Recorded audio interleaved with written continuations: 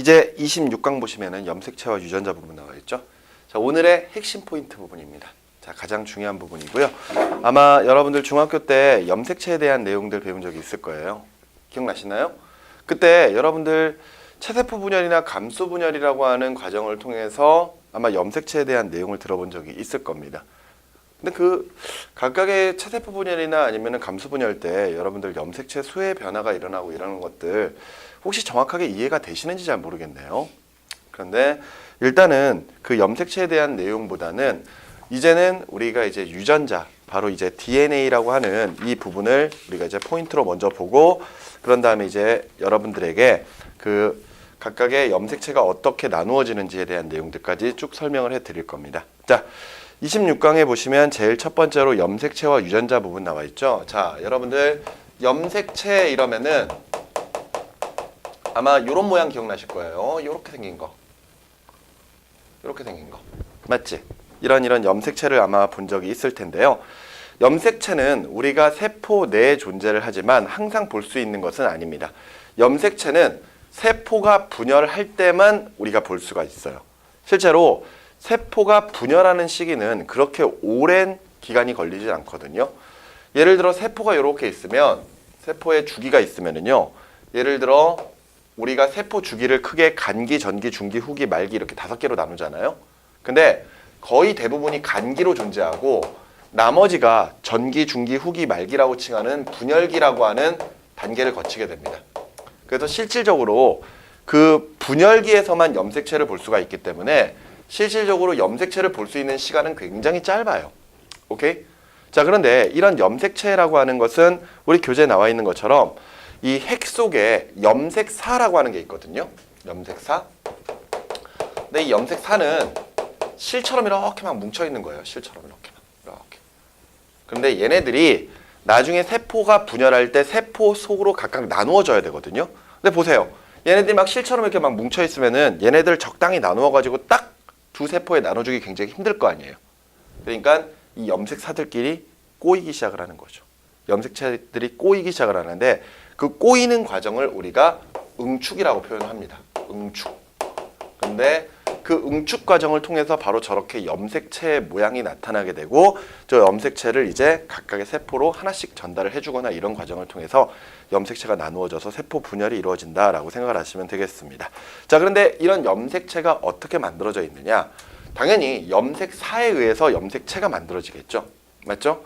그런데 요 염색사라고 하는 부분을 일부를 확대를 해보면요, 얘네들이 이렇게 길다란 실뭉탱이가 있고 중간중간에 이런 단백질 덩어리 같은 것들이 이렇게 껴 있어요. 오케이? 그랬을 때 저 염색사를 만드는 구조에서 요 실과 같은 이런 구조를 DNA라고 하고요. 요 빨간색 요 덩어리를 히스톤 단백질이라고 부르게 됩니다. 히스톤 단백질. 자, 조금씩 이제 나눠가기 시작을 하는 거예요. 즉, 염색사는 DNA와 히스톤 단백질로 되어 있습니다. 그런데 자, 요때 이 DNA와 히스톤 단백질을 함께 부르는 이름이 뉴클레오솜이에요. 뉴클레오솜. 처음 들어보죠? 뉴클레오솜. 그런데 선생님, 요거랑 비슷한 말 어디선가 들어본 것 같은데요? 라고 했을 때 여러분들 기존에 DNA가 어떤 기본 단위체가 이렇게 붙어가지고 만들어지는 이중 나선 구조라고 하지 않았었나요? 맞죠? 그랬을 때 저 DNA의 기본 단위는 헷갈리시면 안 됩니다. 뉴클레오 타이드예요. 그러니까 DNA와 히스톤 단백질을 함께 부르는 이름이 뉴클레오솜. 그리고 다시 또 DNA만 본다면 DNA의 기본 단위는 뉴클레오타이드라고 해서 인산, 그리고 당, 그리고 염기가 1대 1로 붙어 있는 것을 뉴클레오타이드라고 부릅니다. 여기에 대해서는 우리가 조금 이따 더 자세하게 볼 겁니다.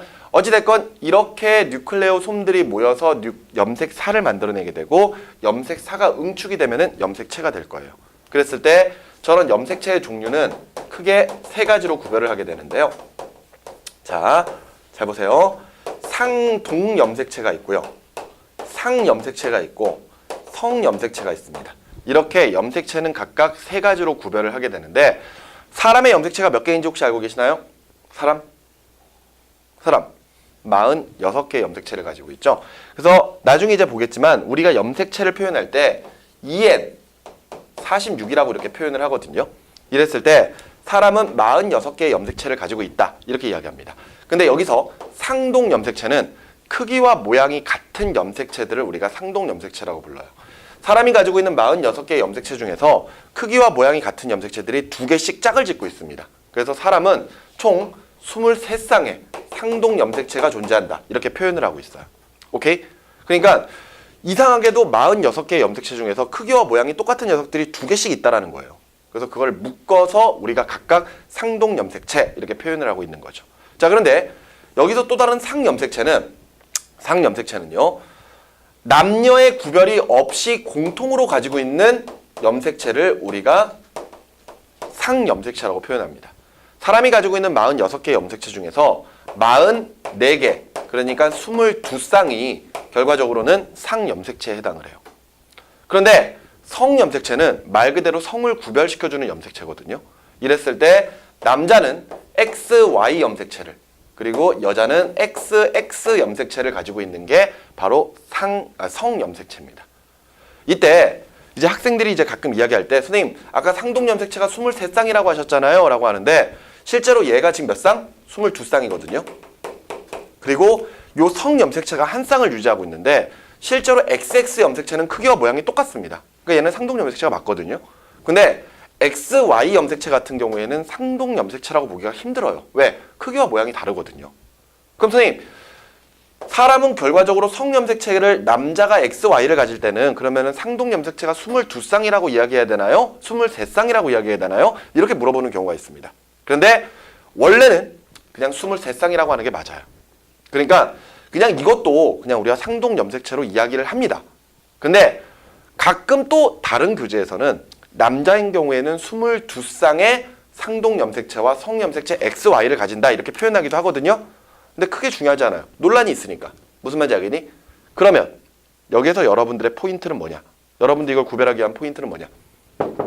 나중에 학교 가셔서 이 부분을 배울 때 학교 선생님이 뭐라고 하는지를 들으면 됩니다. 학교 선생님께서 예를 들어서 상동 염색체가 23쌍이야. 이렇게 얘기하고 남자나 여자나 그냥 상관없이 그냥 23쌍이라고 하자. 이렇게 하면 그냥 23쌍으로 알고 있으면 되고요. 남자인 경우에는 22쌍의 XY가 있어. 이렇게 얘기하면 그대로 가시면 됩니다. 알겠습니까? 왜냐하면 학교 문제는 학교 선생님께서 내는 거니까 그렇게 이제 이해를 하시면 되겠어요. 근데 크게 구별 지을 필요는 없다라고 생각하셔도 뭐 상관은 없습니다. 되셨습니까? 염색체가 이렇게 생겼으면은 염색체 구조에서 여기 가운데 있죠? 가운데. 나중에 보겠지만 여기에는 이제 이 방추사라고 하는 실이 달라붙는 부분이거든요. 이런 부분을 우리가 이 동원체라고 하고요. 동원체를 기준으로 이렇게 반을 나눌 겁니다. 이렇게 반을 나눴을 때 여기 부분을 우리가 염색 분체라고 하죠. 그러니까 하나의 염색체는 2개의 염색 분체로 되어 있다. 이렇게 생각하시면 되겠습니다. 됐죠? 근데 이 염색체에 대한 내용은 우리가 다음 강의에서 바로 계속해서 좀 이어서 갈 거고요. 우리가 이제 중요한 것은 이 DNA라고 보시면 되겠습니다. 됐죠? 자, 페이지 160쪽의 중간부터 보시면은 DNA 나와 있네요. 보이시나요? 자, DNA 보시면은 핵산의 일종으로 뉴클레오타이드가 기본 단위이며 유전 정보를 가진다. 미리 다 앞에서 설명했었던 내용입니다. DNA 핵산이죠? 핵산이면서 얘네들 뉴클레오타이드라고 하는 기본 단위로 되어 있고요. 이 뉴클레오타이드에는 인산, 당, 염기라고 하는 부분이 각각 하나씩 붙어 있는 구조예요. 됐나요? 자, 근데 요거 이제부터 요 염기를 보겠습니다. 뉴클레오타이드의 기본 단위인 DNA의 기본 단위인 뉴클레오타이드는요.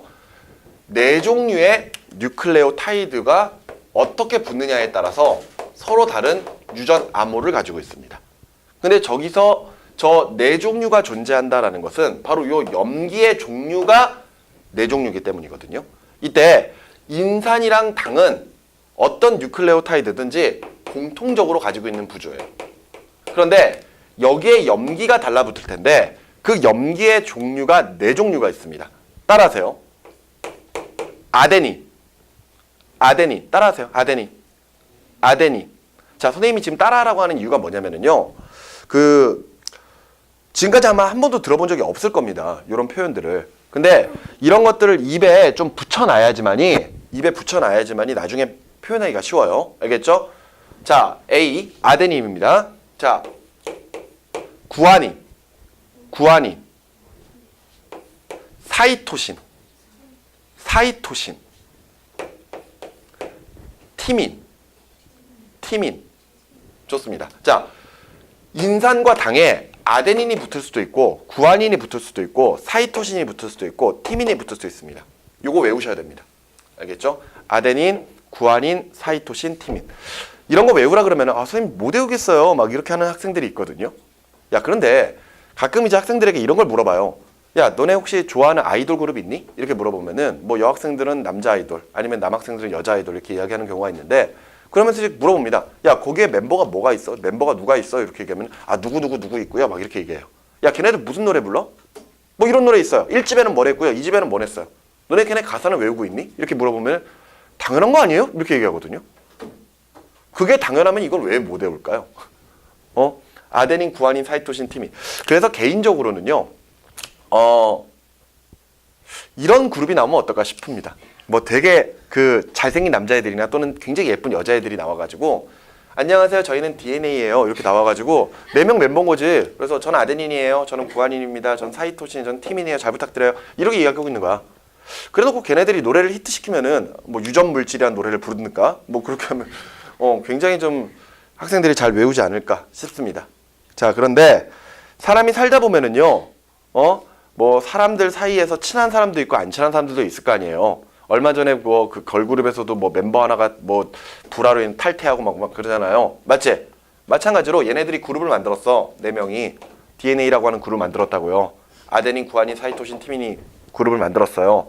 근데 얘네들 사이에서도 친한 애들이 있는 거야. 알겠니? 그래서 아데닌과 티민이 친해요. 둘이 되게 친합니다. 그리고 구아닌과 사이토신이 친해요. 오케이? 그러니까 아데닌이 가면은 항상 티민이 쫄래쫄래 따라가거나 아니면 티민이 가면 아데닌이 쫄래쫄래 따라가요. 마찬가지로 구아닌과 사이토신도 쫄래쫄래 같이 따라다닙니다. 물론 그룹이에요.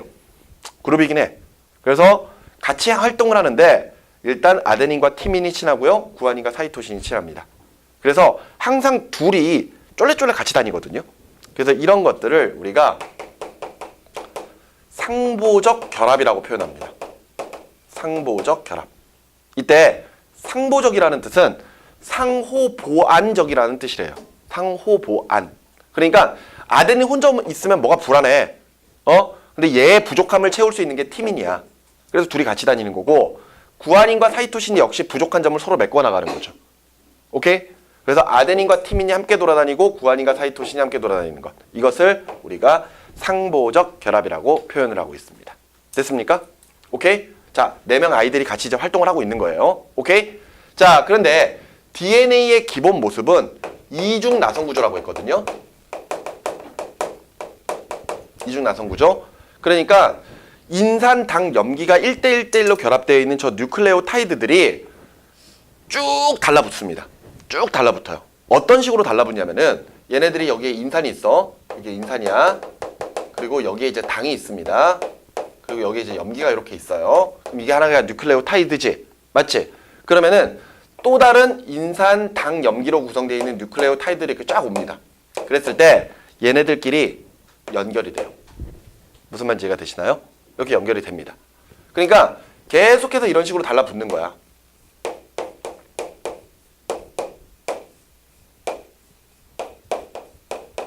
쭉 있을 때 얘네들끼리 쭉쭉 달라붙습니다. 이렇게 띡띡띡띡 이렇게 달라붙어요. 뭐 계속 달라붙겠죠. 맞지?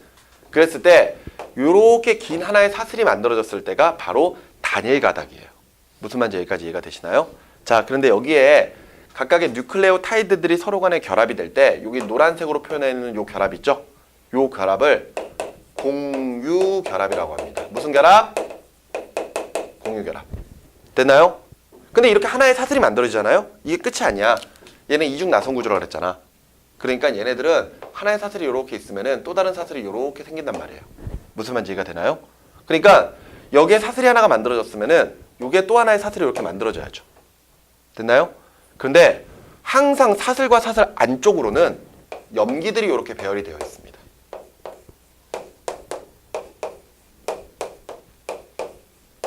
이렇게. 무슨 말인지 알겠나요? 자, 아까 요 염기들 중에서 누가 친하다고요? 아데닌이랑 티민, 구아닌이랑 사이토신. 얘는 쫄래쫄래 같이 돌아다닙니다. 오케이? 그랬을 때 예를 들어 여기에 아데닌이 와 있어요. 그러면은 무조건 맞은편으로는 티민이 와야 됩니다. 오케이? 반대로 여기에 티민이 와 있어요. 여기 누구 와야 돼? 아데닌이 와야죠. 오케이? 여기에 구아닌이 오면은 사이토신. 여기에는 사이토신 오면은 구아닌. 이렇게 오는 겁니다. 무슨 말인지 이해가 되시나요? 둘이 친구야. 짝꿍이라고. 무슨 말인지 알겠죠? 이렇게 해서 얘네들이 마주 보면서 또다시 결합을 합니다. 아데닌과 티민은 두 손을 맞잡고요.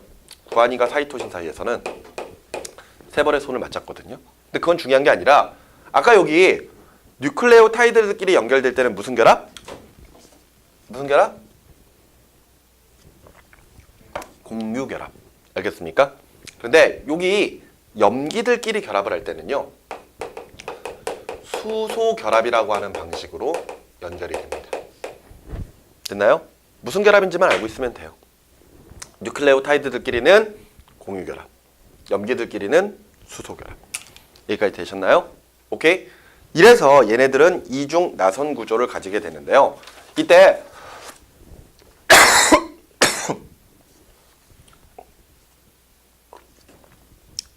보세요.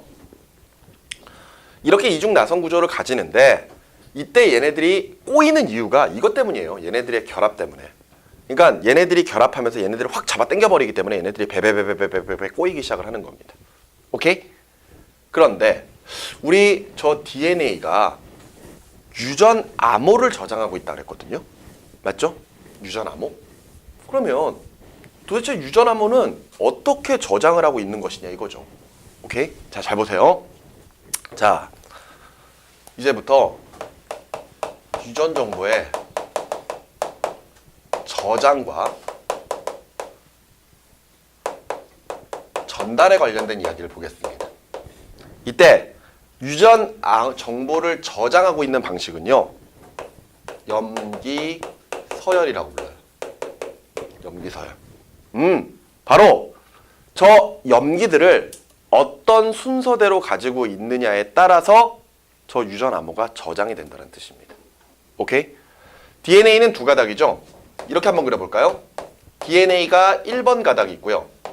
DNA가 2번 가닥이 있습니다. 오케이? 그래서 이렇게 지금 둘이 마주보고 있어요. 둘이 마주보고 있거든요. 그런데 여기서 이제 인산이나 당은 크게 중요한 게 아니라 염기들이 중요하거든요. 그런데 예를 들어 DNA 1에 염기들이 여기 이렇게 있다고 치자고요. 이렇게 염기들이 있습니다. 오케이? 뭐 마음대로 한번 적어볼까요? 예를 들어서 여기에 아데닌, 이게 구아닌, 아데닌, 티민, 아데닌, 구아닌, 사이토신, 티민 뭐 이렇게 되어 있습니다. 됐어요? 그러면 마주보고 있는 DNA에도 역시 염기들이 이렇게 있어야 되겠죠. 맞죠? 자, 한번 적어볼까요? 자, 얘는 뭘 가지고 있어야 돼? 티민 가지고 있어야 되지. 티민. 그 다음에 여기에는 사이토신. 여기도 사이토신. 여기는 티민. 맞죠? 아데닌 와 있으니까 위에 바로 보시면 돼요. 그 다음에는 아데닌. 그 다음에는 티민. 그 다음에는 사이토신, 구아닌, 아데닌. 이런 순으로 가지고 있으면 되죠. 됐나요? 그런데 우리가 봤을 때는 그냥 단순히 염기들의 배열인데 저렇게 염기들이 쭉 배열되어 있는 게 바로 어떤 정보를 저장하고 있다라는 겁니다. 여기까지 이해가 되나요? 그런데 학자들이 적은 것을 알아내고 그러면서 저 유전 암호를 통해서 무언가 그 사람의 특색이 나타나기 위해서는 특정한 단백질이 합성이 돼야 되는데 그 단백질을 만드는 그 암호가 요 순서다라는 걸 알아낸 거예요. 오케이? 그런데 단백질이라고 하는 게 만들어지기 위해서는 아미노산들이 딱딱딱딱 배열이 돼야 될 거 아니에요? 맞죠? 그때 그 아미노산의 배열 순서, 종류를 결정하는 게 바로 이 유전 암호의 염기 서열이라는 겁니다. 그런데 여러분들 기억나시나요? 단백질을 만들기 위해서 존재하는 아미노산의 종류가 몇 종류다? 아미노산 종류가 몇 종류라고 했었습니까? 20종류. 기억나요? 아미노산의 종류가 20종류라고 그랬거든요. 그 20종류의 아미노산들이 어떤 게 어떻게 몇 개가 달라붙느냐에 따라서 특정 단백질이 만들어져 버리는 거예요. 이해가 돼? 그래서 사람들이 그 사실을 알고 있는 상태에서 얘가 과연 어떤 식으로 아미노산들을 만들어낼까 이걸 막 생각을 해보기 시작을 하는 거죠. 근데 봐요. 그런데 만일 염기 하나하나가 아미노산 하나씩을 지정을 한다면요. 최대 몇 개의 아미노산까지밖에 안 돼요? 몇 개밖에 안 되겠니? 4개밖에 안 되겠지? 그잖아. 야, 염기가 4종류밖에 안 되니까 예를 들어 얘가 아미노산 하나를 지정하고 두 번째, 세 번째, 네 번째를 지정한다면은 결과적으로 4개의 아미노산밖에 지정이 안 돼요. 아미노산 종류가 몇 개? 20개거든? 무슨 말인지 이해가 되니? 그러면 염기 하나하나가 아미노산을 지정한다 그러면 그건 말이 안 되는 거잖아. 16개를 못 지정하니까. 무슨 말인지 이해가 돼요? 그러니까 그러면 저게 염기 하나가 아미노산을 지정하는 게 아닌가 보다. 이렇게 해서 그러면은 염기가 2개씩 아미노산을 지정하면 어떻게 되지? 이렇게 생각해 본 거야. 염기가 2개씩 짝을 짓는다면은 나올 수 있는 경우의 수가 몇 개인지 혹시 아시겠나요? 염기가 몇 개 나올 수 있을까? 몇 개? 몇 개 나와요? 야, 봐봐. A 나올 수 있죠. 똑같은 거 2배 반복될 수 있을 거 아니야. 그지? AG 나올 수가 있지. 그지? A 뭐 C 나올 수 있지. AT 나올 수 있지. 그지? 그 다음에 예를 들어서 G 나오고 GA 나올 수 있죠. GG 나올 수 있죠. GC 나올 수 있죠. GT 나올 수 있죠. 그지? 마찬가지로 CA, CG, CC, 그 다음에 CT. 그죠? 마찬가지로 마지막에 TA, TG, 그 다음에 TC, 그 다음에 TT. 이렇게 나올 수 있는 거잖아. 몇 종류 나와? 16종류 나오죠. 그지? 2개씩 짝을 짓는다면은 2의 4승만큼 나온단 말이에요. 4의 2승. 그죠? 4의 2승만큼 나오거든요. 그지? 16개 나온단 말이에요. 무슨 말인지 이해가 돼? 그런데 아미노산 종류 몇 개? 20개. 아직 부족하지 않니? 저걸로는 안 된다 이거죠. 그러면 만일 염기가 3개씩 짝을 지으면 어떻게 될까요? 몇 종류가 나올까? 염기가 3개씩 짝을 짓는다면 여기보다 더 많아질 거 아니에요. 4의 3승만큼이겠죠. 몇 개? 64개야. 그럼 드디어 20개 이상 넘어가기 시작을 하죠. 그죠? 4의 4승이 되고 4의 5승이 되면은 더 많아질 겁니다. 그런데 학자들의 연구 결과 염기가 3개씩 짝을 지어서 아미노산들을 지정한다 라는 사실을 알게 된 거예요. 오케이? 그래서 예를 들어 여기 봐봐요. 여기에서 처음부터 3개씩 묶어볼 겁니다. 그러면 여기 묶을 수 있죠. 그 다음에 여기 묶을 수 있죠. 그 다음에 여기 묶을 수 있죠. 맞나요? 똑같이 DNA에서는 얘랑 마주보는 여기 3개, 여기 3개, 여기 3개 이렇게 묶을 수 있잖아. 맞지? 그랬을 때 요 3개씩 짝을 지어놓은 녀석들을 트리플렛 코드라고 부릅니다. 트리플렛 코드. 됐나요? 트리플렛 코드. 트리플렛 코드가 그럼 몇 개? 트리플렛 코드가 몇 개? 64개. 알겠습니까? 트리플렛 코드의 종류는 64개. 그리고 이 트리플렛 코드가 뭘 지정한다? 아미노산을 지정한다.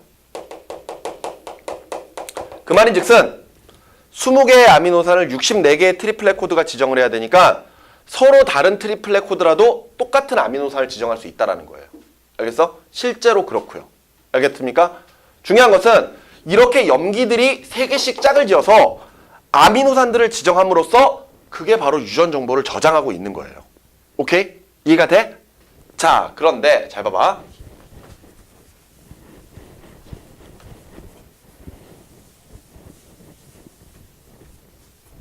자, 저 DNA가 어디에 있을까요? DNA가 세포 내에 어디에 있을까? 핵에 있어요. 자, 세포가 이렇게 있습니다. 그럼 핵이 이렇게 있단 말이에요. 핵이 있는데 여기에 이제 염색사가 막 이렇게 있을 거고, 그지? 여기에 이제 DNA가 있는 거거든. 그래서 DNA가 이렇게 있다고 칩시다. DNA가 이렇게 있어요. 오케이? 그러면 DNA의 일부분, 요 부분이 지금 어떤 단백질을 만들고 싶어. 무슨 말인지 알겠어? 그럼 염기가 이렇게 쫙 배열돼 있을 거 아니야? 그럼 이걸로 가지고 이제 단백질을 만들어야 되는데 그 단백질을 만드는 장소가 바로 핵의 바깥쪽 세포질에 있는 리보솜이라고 하는 구조거든요. 아까 리포솜이라고 하기도 한다 그랬었죠? 그러니까 리보솜이라고 하는 구조에서 단백질을 합성을 합니다. 그러니까 여기 지금 빨간색에 인상하는 이 정보를 얘한테 이렇게 전달을 해줘야 돼. 오케이? 그런데 중요한 것은 DNA가 핵 밖으로 나가지 않는다는 거죠. 오케이? DNA는 핵 속에 존재를 하고요.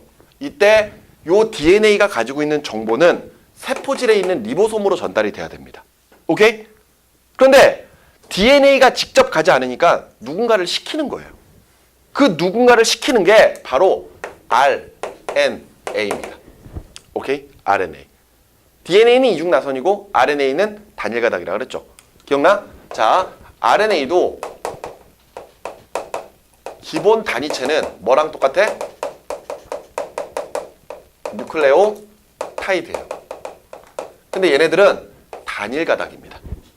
단일가닥. 됐어? 근데 뉴클레오타이드는 인산, 그리고 당, 그리고 염기가 1대1대1로 결합되어 있는 거거든요. 그런데 요 RNA는 또 다시 DNA랑 좀 달라지는 게 있어요.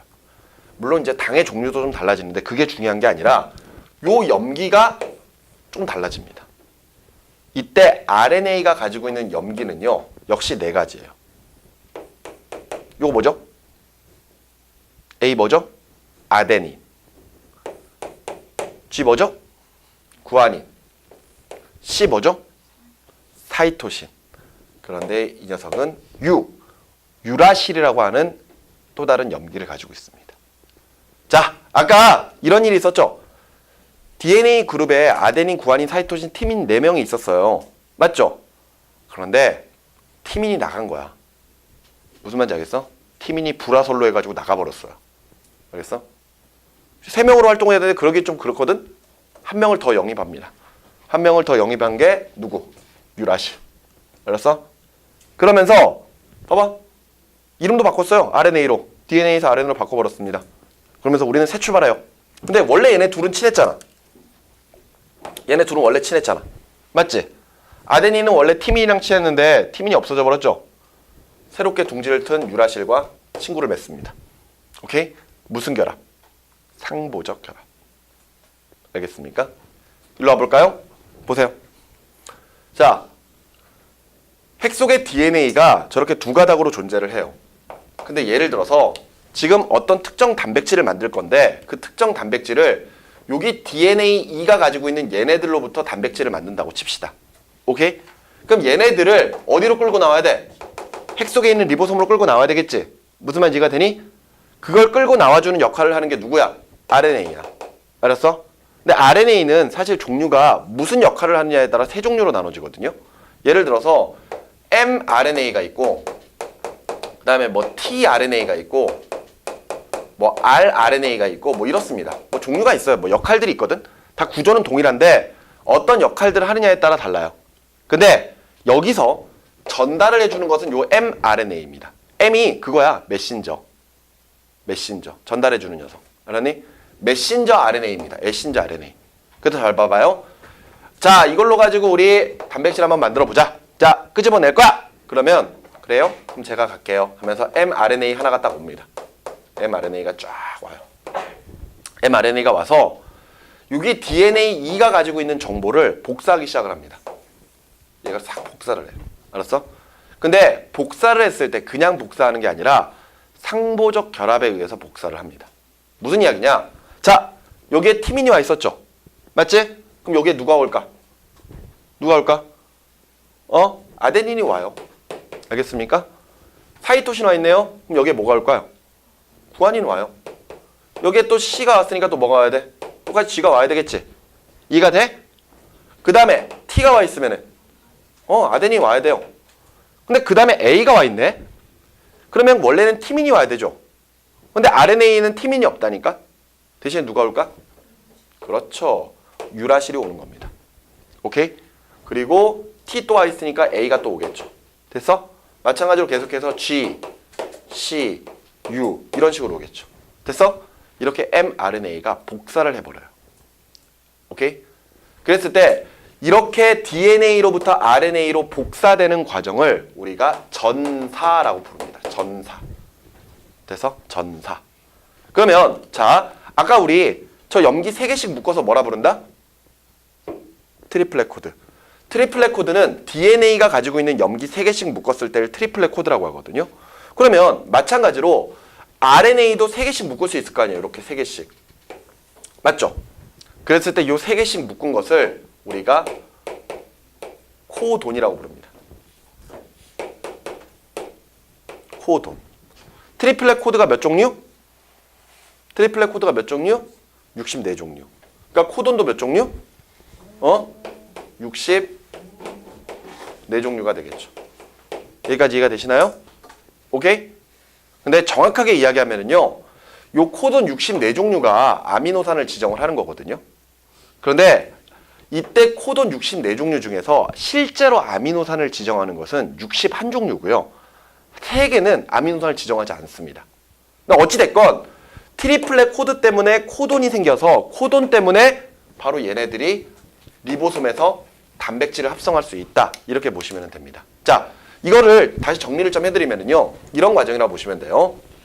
자, DNA가 자신이 가지고 있는 정보를 누구에게 전달을 해준다? mRNA에게 전달을 해줘요. 그러면은 mRNA는 이게 세포 핵 속에서 세포질로 나오겠죠. 그런 다음에 여기에서 리보솜에서 뭘 만든다? 단백질을 합성한다. 그랬을 때 잘 봐봐. 잘 봐봐. 요거 그림 잘 보세요. DNA는 핵 속에서 끊임없이 자기 스스로를 복제합니다. 계속해서 DNA를 만들어요. 똑같은 DNA를 만들거든요. 그래서 이렇게 그려가지고 자기 스스로 복제를 한다라고 이야기를 해요. 오케이? 그런데 이때 DNA가 mRNA로 자신이 가지고 있는 정보를 보내는 거, 복사시키는 걸 뭐라 부른다고? 전사. 알겠습니까? 전사. 그때 여기까지는 어디에서 일어나는 것? 세포의 핵에서 일어나는 거야. 핵 속에서. 무슨 말인지 알겠어? 여기서 RNA가 이렇게 만들어진다고요. RNA가 이렇게. 그래서 RNA가 밖으로 뽀로록 나와. 알았니? 그런 다음에 RNA에서 리보솜으로 정보를 전달을 해주겠죠. 여기는 어디에서 일어나는 거야? 세포질에서. 그런데 RNA가 이걸 갖고 간다? 이걸 갖고 가. 리보솜으로 가. 그럼 리보솜이 그걸 이렇게 가만히 보면서 자, AGG에다가는 어떤 아미노산 뭐 1번. 여기에다가 AUA는 뭐 아미노산 3번. 그 다음에 뭐 GCU는 아미노산 뭐 2번. 뭐 이렇게 하면서 얘가 하나하나씩 가져오기 시작을 할 거 아니야? 맞지? 너네 영어 지문이 이렇게 적혀 있으면은 그걸 그냥 읽을 수 없으니까 그걸 번역을 해야 되잖아요. 맞죠? 그지? 그래야지 뜻이 이해가 될 거 아니야? 말 그대로 저런 암호를 리보솜이 해석을 하기 시작을 하는 거예요. 오케이? 그래서 그 해석 과정을 말 그대로 트랜슬레이션, 번역이라고 합니다. 알겠습니까? 그러니까 저 RNA가 가지고 있는 코돈을 해석하는 거예요. 리보솜이. 그래서 자, 여기에다가 1번 가져오고 여기다가 3번 가져오고 여기다가 2번 가져와서 차례대로 붙이자. 이렇게 해서 뭘 만들어낸다? 단백질을 만들어낸다. 되었습니까? 이게 바로 우리 몸속에서 일어나는 단백질이 만들어지는 전체 과정입니다. 여러분들 몸에서는요. 핵 속에 있는 저 유전 물질, DNA가 RNA를 만들어서 계속해서 특정 단백질을 합성을 해요. 여러분들 몸에서 공통적으로 만들어지는 단백질도 있고요. 아니면 이 친구 몸에서는 만들어지는데 이 친구 몸에서는 안 만들어지는 경우. 그런 단백질도 있습니다. 만일 어떤 단백질은 만들어지고 어떤 단백질은 안 만들어진다. 이러면은 그 단백질 때문에 나타나는 형질이 다른 거예요. 알겠어? 이렇게 되기 때문에 사람들마다 다 특색들을 가진다. 이렇게 생각하시면 됩니다. 오케이? 자, 선생님 좀 전에 트리플렛 코드가 64종류이기 때문에 코돈도 64종류. 근데 실질적으로는 코돈이 61종류만 아미노산을 지정을 하고 3종류는 아미노산을 지정하지 않는다 그랬죠. 자, 페이지 161쪽에 보시면 아래쪽에 쉽게 이해하기에 유전 암호의 번역에 대해 알아보기라고 되어 있는 거 나와 있는 거 보이시나요? 보이십니까? 자, 거기에 있는 표를 보시면 DNA의 유전 암호 뭐라고 부르고 있죠? 트리플렛 코드. 맞습니까? 아데닌, 구아닌, 아데닌, 티민, 구아닌, 사이토신이 3개씩 짝을 지어서 64개의 조합을 나눌 수 있으며 그것들이 20개의 아미노산을 지정한다라고 되어 있네요. 바로 밑에 보시면 mRNA의 유전 암호, 다른 말로 뭐라 부르죠? 코돈이라고 부르고 있죠. 요거 코돈. 그지? 그래서 역시 마찬가지로 아데닌, 유라실, 구아닌, 사이토신, 염기 3개씩 짝을 지어서 총 64종류의 코돈이 만들어질 수 있다. 이렇게 되어 있습니다. 그런데 이 중에 실제로 61종류가 아미노산을 지정하고요. 3종류는 아미노산을 지정하지 않고 있어요. 특히나 20종류의 아미노산보다 코돈이 더 많거든요. 동일한 코돈들은 그러니까 서로 다른 코돈도 동일한 아미노산을 지정할 수 있다는 겁니다. 표를 볼까요? 그 옆에 나와 있는 표를 보시면은 봐봐요. 유라실이 3개가 연속으로 나오잖아요. 코돈 3개가 나오면은 무슨 아미노산을 지정을 해? 옆에 봐봐. 뭐가 나와? 페닐알라닌이라고 하는 아미노산을 지정하고 있죠. 그런데 그 바로 밑에 C가 돼도 둘 다 뭐를 지정합니까? 페닐알라닌이라고 하는 아미노산을 지정을 하죠. 외울 필요 없어 이거. 외우는 거 아니야 얘들아. 알았니? 그냥 서로 다른 코돈도 동일한 아미노산을 지정할 수 있다는 걸 보여주고 있는 거예요. 그 밑에 보시면 류신은 훨씬 많습니다. 앞에 U가 붙은 상태에서 A가 붙거나 또는 G가 붙어도 다 류신을 지정하고 있고요. 그 다음에 나와 있는 거 CU가 되든 CUC가 되든 모두 다 얘네들은 뭘 지정을 해? 류신을 지정을 하거든. 알겠니? 이런 식으로 지정을 하고 있는 거야. 오케이? 자, 그런데 요거 잘 보세요. 그 표의 왼쪽에 아래쪽에 보시면 AUG라고 하는 코돈이 보일 겁니다. 그죠? 근데 이 녀석은 메사이오닌이라고 하는 아미노산을 지정을 하거든요. 외울 필요 없어. 알았니? 그런데 요 AUG가 중요한 이유가 뭐냐면요. 얘는 우리가 다른 말로 게시코돈이라고 부르거든요. 게시코돈. 이게 무슨 이야기냐면은 자, 봐봐. 이 부분을 떡 띄워가지고 리보솜이 가져갔다? 알았니? 근데 리보솜이 요게 왔다고 해서 무조건 얘를 바로바로 아미노산 타다다닥 붙이지 않아요. 왜냐하면은 여기에는 사실 필요 없는 정보들도 있거든요. 그래서 얘네들이 막 저걸 조각내가지고 필요 없는 거 빼버리고 막 그런 과정도 있습니다. 근데 아무리 그렇다고 하더라도 얘가 왔다고 바로 시작을 하지 않아요. 왜냐? 코돈 중에서 이게 와야 됩니다. 제일 먼저 이게 와야 돼요.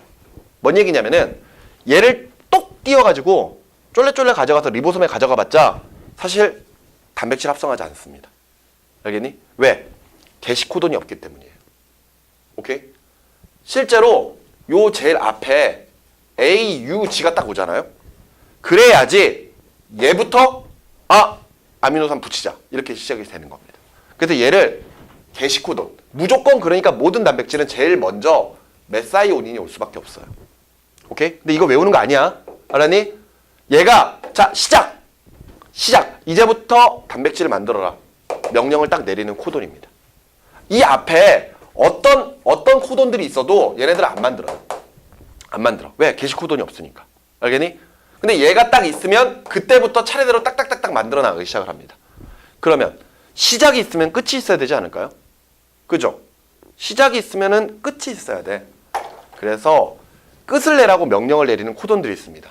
U, A, U, G, A, U, A, G. 보세요. 우와, 우가, 우악. 3개입니다. 아, 왜? 항상 외울 때는 유치하게 외우는 게 좋다니까. 우와, 우가, 우악. 3개입니다. 3개. 얘네 3개가 종결 코돈이거든요. 근데 잘 보세요. 64종류의 코돈 중에서 61종류만 아미노산을 지정한다 그랬죠. 다른 코돈들하고 게시 코돈은 다 아미노산들을 지정을 하거든요. 근데 종결 코돈은 아미노산을 가져오지 않습니다. 아미노산이 없어요. 그래서 봐봐. 이게 쭉 가지. 얘가 쭉 가. 뭐 그 다음에 쭉 가. 뭐 예를 들어서 UA가 붙고 막 이랬습니다. 근데 그 다음에 UAG가 딱 붙어 있잖아요. 그 뒤에 뭐 CUC 이렇게 딱 붙어 있어. 그러면 봐봐요. 시작. 알겠니? 아미노산 하나. 그 다음에 2개, 3개 계속 가죠. 그 다음에 UAA 4개 붙입니다. 그런 다음에 뭐가 나왔어? UAG 나왔지. 그지? 종결 코돈이죠. 그러면 아미노산이 없습니다. 아미노산 없어요. 그럼 여기서 끝. 그리고 나서 그 다음에 CUC 붙어서 류신이 온다고요? 안 붙어. 왜? 종결 코돈이 끝났으니까. 알겠니? 뭔가 다시 붙으려면은 뭐부터 시작해야 돼요?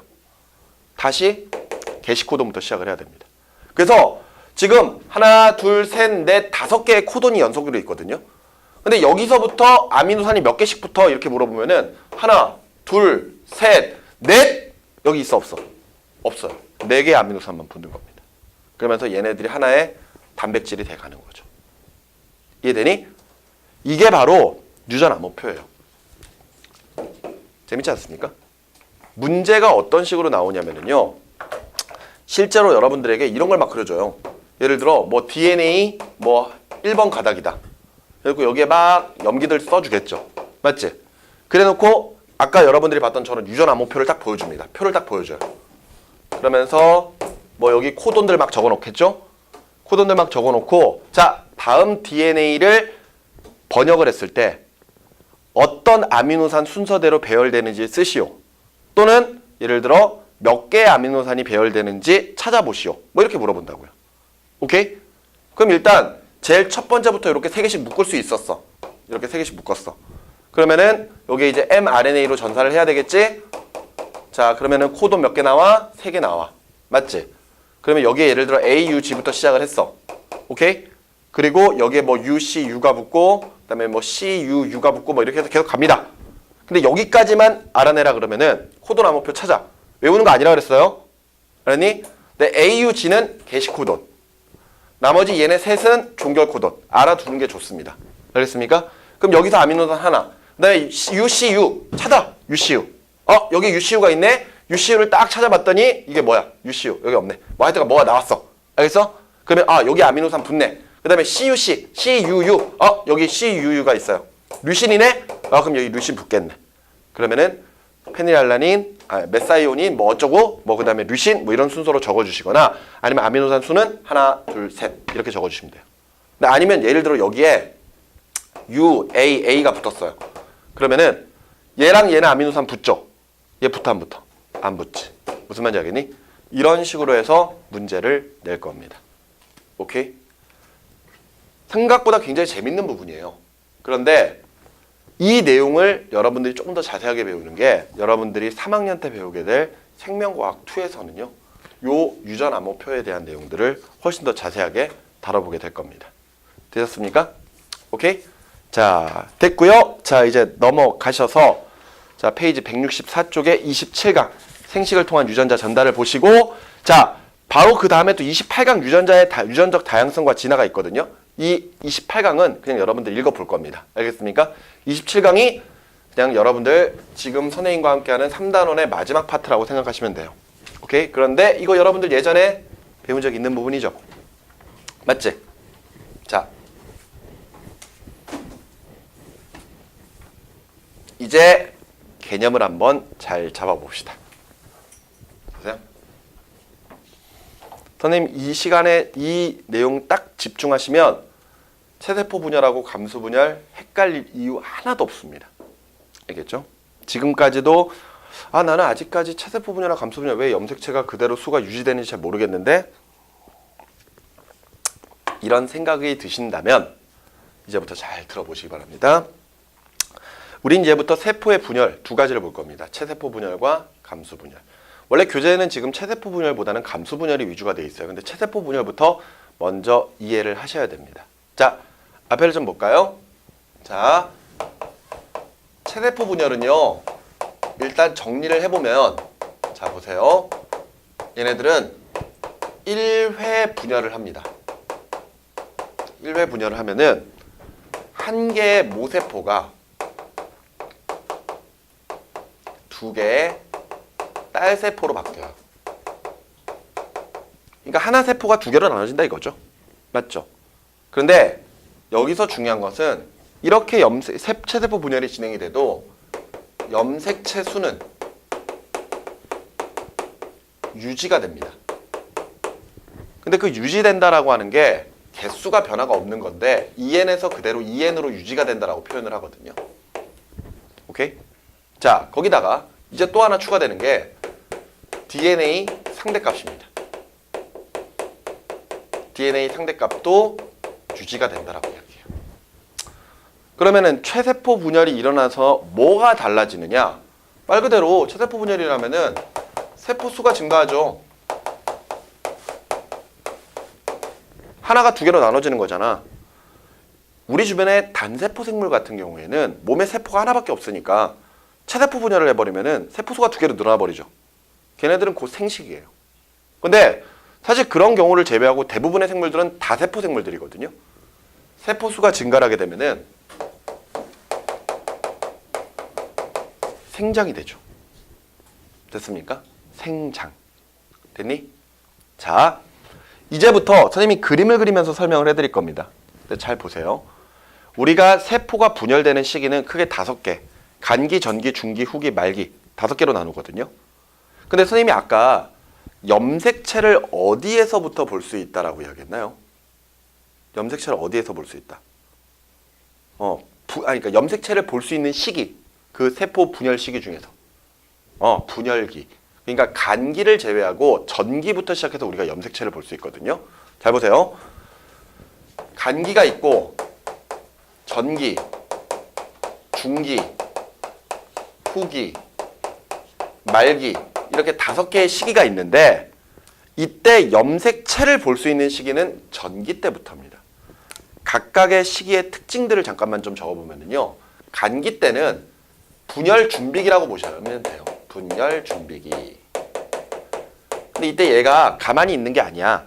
이때 이 간기 때 DNA의 복제가 일어납니다. DNA의 복제.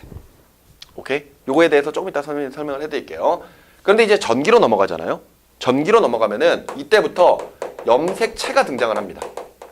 가장 중요한 포인트만 보고 있는 거예요. 염색체가 등장을 합니다. 그런 다음에 중기 때는 중앙에 배열돼요.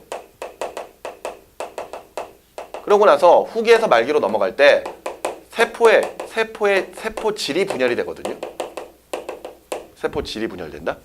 이 말인 즉슨 아무리 우리가 분열 시기라고 하더라도 실질적으로 여기에서부터 여기까지는 핵이 분열되는 시기고요.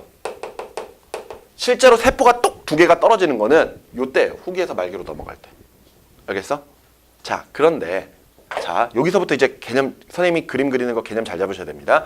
원래는 염색체는 전기 때부터 나타나요. 알겠어?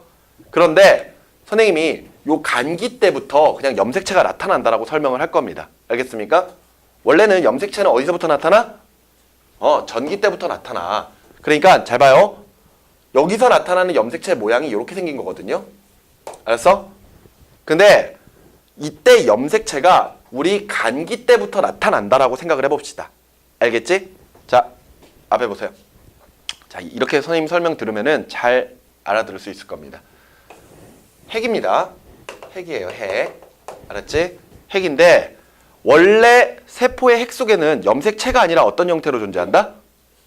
염색사의 형태로 존재한다 그랬죠? 이렇게 막 존재를 해요. 알았어? 자, 그런데 잘 봐. 이때 원래 전기 때 염색체가 나타나는데 간기 때 염색체가 만들어진다고 칩시다. 빼빼빼빼 꼬여요. 알았니? 베베베베 꼬이면서 염색체가 만들어지는데 이때 그 염색체의 모양이 이렇게 생겼습니다. 이렇게. 무슨 말인지 알겠니? 선생님 원래 염색체 저렇게 생긴 거 아니에요? 이거 염색 분체 아니에요? 이렇게 이야기하는데 그것 때문에 헷갈리는 겁니다. 잘 보세요. 원래 얘가 염색체라고 보시면 돼요. 알겠어? 염색체가 이렇게 만들어진 건 얘네들이 막 꼬이기 때문이지. 이때 요 실이 뭘로 되어 있다고? DNA랑 단백질로 되어 있다 그랬죠? 맞아? 얘네들이 막 꼬이는 거야. 그러니까 요게 막 꼬여있는 염색체가 이렇게 DNA가 이렇게 있는 거지. 무슨 말인지 알겠지? 그랬을 때 여기서 DNA 상대값이라고 하는 것 또는 여기서 DNA가 복제된다 할 때 요 DNA 그게 요 면적이라고 생각하시면 됩니다. 요 면적. 무슨 말인지 알겠어요? 요 면적. 근데 잘 봐. 선생님이 지금 염색체를 2개만 그려놨는데 실제로 염색체가 더 많겠죠? 근데 선생님이 지금 그림을 그려놨는데 2개의 염색체를 이렇게 그려놓고 크기와 모양이 어떻습니까? 똑같죠? 맞지? 그러면 얘네 둘을 뭐라 부르는 거야? 얘네 둘을. 그렇죠. 상, 동, 염색체라고 부르는 거야. 알았니? 만일 요게 이렇게 생긴 게 또 있어. 이렇게 생긴 게 또 있어요. 크기와 모양이 똑같지? 그럼 얘네 둘이 뭐라고? 상동 염색체야. 오케이? 그런데 우리가 염색체 수를 표현할 때 그 염색체 중에서 상동 염색체가 존재하면은 EN이라고 적습니다. EN. 알았니? 그럼 자, 정말로 이 생명체의 염색체가 이렇게밖에 없다고 쳐요. 그러면은 상동 염색체 있어 없어? 있지. 얘 상동 염색체고 얘 상동 염색체잖아. 크기 모양 같으니까. 그럼 표현할 때 EN 4라고 적는 겁니다. 무슨 말인지 이해가 됩니까? EN 4. 그러면 이렇게 4라고 적는 거는 염색체 수예요. 염색체 수. 됐니? 근데 자 봐봐. 요게 지금 현재 DNA라 그랬죠? 자, 이렇게 DNA가 있어요. 그런데 얘가 간기 시기 때 DNA를 복제하기 시작을 하거든요. 요 녀석 하나만 빼봅시다. 이렇게 빼보면은요. 얘가 처음에 이렇게 생겼었지. 맞지? 근데 여기에 DNA가 이렇게 싹 있단 말이야. 그런데 잘 봐요. 이때 요 녀석이 간기 때 요 DNA를 복제하기 시작을 합니다. 똑같은 녀석을 하나 더 만들어요. 그래서 자 봐봐. 여기 부분을 그대로 복제를 해가지고 여기다 하나 이렇게 붙여줍니다. 알았어? 여기 똑같이 있겠지? 이렇게. 맞지? 마찬가지로 여기 부분을 그대로 복제를 해가지고 또 이렇게 붙여줘요. 알았어? 그럼 이렇게 되겠지. 무슨 말인지 이해가 돼? 아, 이때부터 우리가 알고 있는 것 같은 이런 염색체의 모습이 나타나기 시작을 하는 겁니다. 됐니? 봐봐. 면적이 2배로 늘었지? 그지? 그래서 DNA가 복제가 된다라고 이야기하는 거예요. 근데 자, 요게 또 상동 염색체가 있을 거 아니야. 그지? 근데 이렇게 있어. 얘가 이렇게 있단 말이야. 근데 얘는 크기와 모양은 같은데 얘가 가지고 있는 DNA는 다를 수 있습니다. 근데 얘가 어찌됐건 자기가 복제를 해가지고 이렇게 만들어낼 거 아니에요. 이렇게 되고 이렇게 되고. 됐니? 여기까지 이해됐어? 자, 이때 얘네 둘을 무슨 관계? 상동 염색체. 됐어? 그랬을 때 상동 염색체는 크기와 모양이 똑같습니다.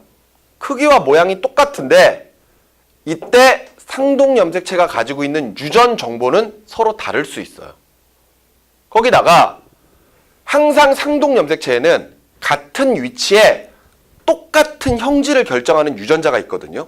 무슨 이야기냐면은 예를 들어 처음에 이렇게 생겼을 때 여기 뭐 이렇게 있었겠죠? 이렇게. 그랬을 때 잘 봐봐. 여기에 머리카락에 대한 정보가 있어.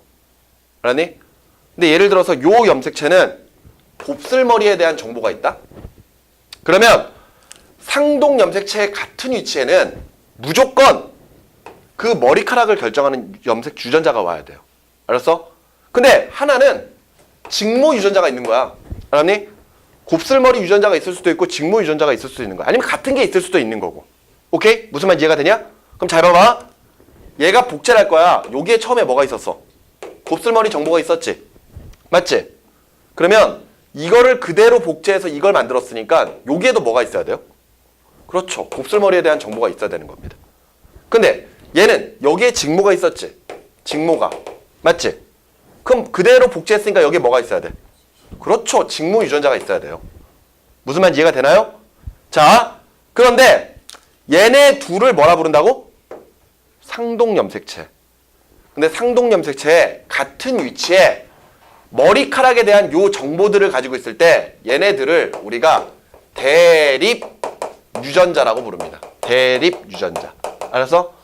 근데 대립 유전자는 같은 상동 염색체의 같은 위치에 있는 유전자들을 이야기하는데 그게 하나의 형질을 결정하면서 같을 수도 있고 다를 수도 있어요. 근데 왜 크기와 모양이 같은데 유전자가 다르냐? 간단해요. 상동 염색체 중에 하나는 아버지가 준 거야. 그리고 또 하나는 어머니가 준 겁니다.